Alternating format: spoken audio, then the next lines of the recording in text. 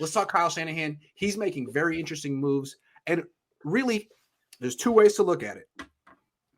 All these coaches leave the offense except for the offensive line coach. And you could either say they're bailing on Kyle, which was my first thought, or he's purging them, which was my dad's first. I went over to see my dad today, and he was like, oh, wow, Kyle's getting ruthless. I was like, oh, that's how you look at it. How do you look at it? I look at it like he's under pressure, and they need to make some changes because his offense was not good last year, especially at the end of the year, right? They were what, in the middle of the pack, I think. Yeah. They didn't score very much in the postseason. I mean, you could use Garoppolo as an excuse, but I don't think 13th in points scored in the regular season, then it tanked in the playoffs. Yeah, you're right. Yeah, and they weren't running the ball very well, and that's part of it as well. Yards per carry, but despite Debo and Elijah Mitchell, not good. Yeah, and so when you start to look through it, for me, I look at it. I see this as a coach who's not. I'm not trying to say he's on the hot seat, but I think there's some definite pressure there for Kyle Shanahan because the coaches that are leaving outside of Mike McDaniel aren't leaving for upgrades. Those are pretty much all lateral moves. Yeah, Wes Welker definitely, Embry definitely. You could say Scangarello got an upgrade to be an offensive coordinator, but he went to freaking Kentucky, right, which is a basketball. And he's a guy who's been an offensive coordinator in the NFL, so I don't consider that an upgrade for him.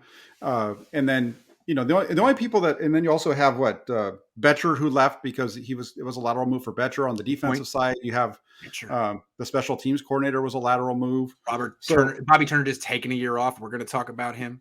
Yeah, so I don't. Yeah, and now Bobby Turner. I know that there's some. I don't think that is necessarily a Kyle related thing, but I think we put all these things together, and this points to a team and a coach that needs to show big improvement now that he's got Trey Lance. Interesting. And it seems to me that, look, it's been pretty well documented that there was a very strong pro-Jimmy faction of this team. Not necessarily anti-Trey, but pro-Jimmy. And now that you're making the switch that you were afraid to make last year, if Kyle feels that there's any lingering resentment or somewhat people in the organization, coaches, players, that would undercut Trey at all, I mean, it's Kyle's duty to the team to get him out. Right? Sure. It's his duty. He doesn't have a choice. Yeah, it would be. And I've heard people mention that when it comes with regards to Scangarello, for example. Sure. But that doesn't. I don't know where they stand. I don't really know where they stand. And that doesn't make a whole lot of sense to me because I know that supposedly he was pro Mac Jones prior to the draft. Where supposedly, that's the rumor that's out there. Yeah. And but that doesn't mean that he didn't work with Lance, just like he works with Garoppolo and tried to get him ready and those kinds of things. And if you believe that Trey Lance improved from training camp to week 5 to week 17, then Scangarello, I think, that kind of shows that he was all in on his job. I'd like to think that this is Kyle reconfiguring his team around people who believe in his quarterback.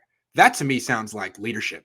I would hate to think that this is a vote of no confidence from Kyle's underlings. I don't see it that way. It could be that way. Maybe they're tired of him all these years with him. I don't see it that way. I see this as Kyle taking control. Like last year, he was in the back seat. He was like, who do you guys want to be the quarterback? You tell me. Now it's like, it's Trey. And if that's not cool with you, hey, there's the Jets, there's the Dolphins. I can make your dreams come true, but not here. Yeah, there's a couple. Here's the one thing. If he's getting rid of these guys because of the fact that they weren't pro Trey, that's a problem because he talked about wanting everybody to come into those discussions with an open mind and kind of everybody to throw it in and then make a decision based off of that. So if you're going to say that you wanted to have everything open, but then you're going to get rid of the guys that you don't a year later, for being honest, that's not fair. That's not a good thing. So yeah, that's true. It's true. I don't really think that's as much of the case as it is with.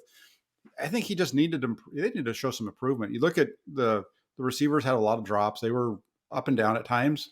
Look at what happened with Brandon Ayuk. Why was he on the bench for so long? Was that a Kyle thing or was that a Welker thing? The tight ends outside of Kittle were pretty mediocre. So, I mean, you start looking through. Bite your tongue when you talk about Ross Dwelly on my show, Jack. Well, I mean, the People's tight end, I think he only had like 5 targets though. I know because Kyle's corporate. He doesn't understand what the people want. That's right. Ross will prove himself one day. You wait and see. I'm with you on that. I mean, like Charlie Warner, hard to say that he's super good or I don't know. I just thought Kittle was enough for Embry. Like Embry created Kittle to an extent, but enough. Okay. He found him. He found him. But now they have Brian Fleury. So it's all good. He played quarterback in college, as did Blake Bell, who's now a tight end. So they're similar. Yeah, and the one thing with Fleury, the good piece about that is he spent the last I don't know how many years working on shutting down tight ends, and now he's going to be helping tight ends get open. So I think maybe he can shut down Kittle now. I'm sorry, Kyle's O has been mediocre. He must prove his worth. I think it's time for his offense to take off. It's year 6. Mm-hmm. I think it's time. Chances coaches leaving are due to salary bumps. Could this all be about the Yorks being cheap? I'd like to think this is Kyle making strong choices. Yeah, I'm with you. I think that's more of the